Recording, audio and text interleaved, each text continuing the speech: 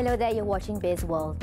Foreign banks are bullish on the ringgit and expects it to trade between 4 and 4.1 against the US dollar this year. They also anticipated steady but lackluster growth, which is slower than 4.8% projected by the government to between 4.2% and 4.5%. It's partly how I balance where growth is going to come from this year. Well, I say a lot still from consumption, but it's going to be less, right? So last year, domestic activity, domestic drivers was doing the heavy lifting. While on the external side, as you rightly pointed out, E&E, etc., manufacturing soft, right? But this year, we turn it a bit around. Not totally overturned, but the slight easing in the domestic consumption being mitigated by a bit of improvement in investments and better export outlook. Yeah, so that's why I came to about 4.5. But we are looking at dollar ringgit moving towards 405 in the second half of this year. In the first quarter of 2021, so looking ahead 1 year, 1 year outlook, we are projecting dollar ringgit at 4.0.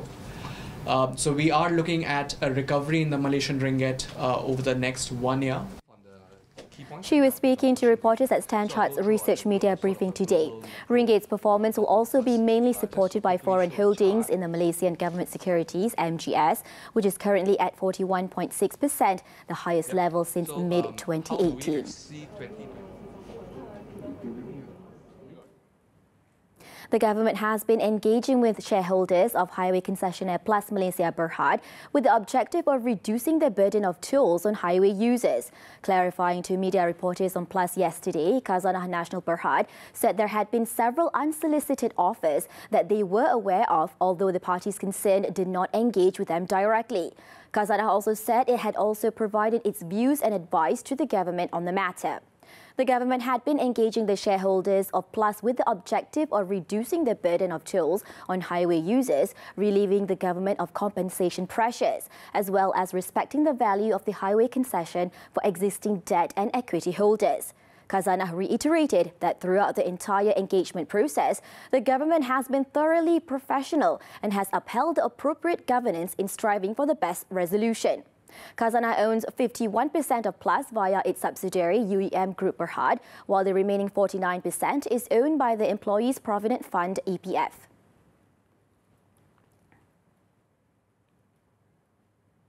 Celcom Axiata Berhad is studying the possible quantum of increase in capital expenditure (CAPEX) that it needs to fork out with the introduction of 5G.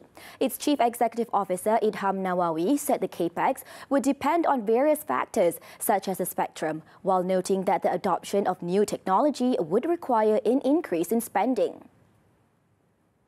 Celcom Services is a service that touches the people every day. Yeah, so every day people use the phone, every day people have to communicate, every day people have to access the internet, etc. And there are the similar services out there that actually touches the Malaysian consumers, the Malaysian every day as well.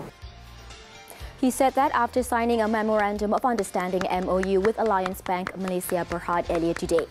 The telco company has a capex guidance of between 700 million ringgit and 800 million ringgit per annum for the business-as-usual scenario. Currently, Celcom is running demonstration projects for 5G by collaborating with Langkawi Royal Malaysian Police and Langkawi Municipal Council to deploy the latest 5G safety and security smart city use case. Malaysia Airlines has suspended taking delivery of 25 Boeing 737 MAX jets, citing the plane's delayed return to service since it was grounded last year following 2 fatal crashes. The national carrier had been due to take delivery of its first 737 MAX in July 2020, but last year, its chief executive, Captain Isham Ismail, said the introduction to service could slide beyond that. The aircraft manufacturer did not respond immediately to a request for comment about Malaysia Airlines' decision to suspend deliveries of its orders. In 2016, Malaysia Airlines signed a deal with Boeing to purchase 50 of their latest aircraft, the Boeing 737 MAX, worth $5.5 billion at current list prices.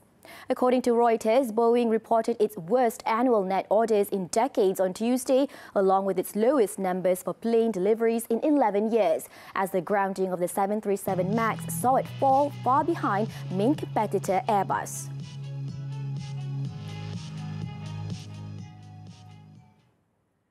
That's all for now. I'm Nadia Azmi. Thank you for joining us.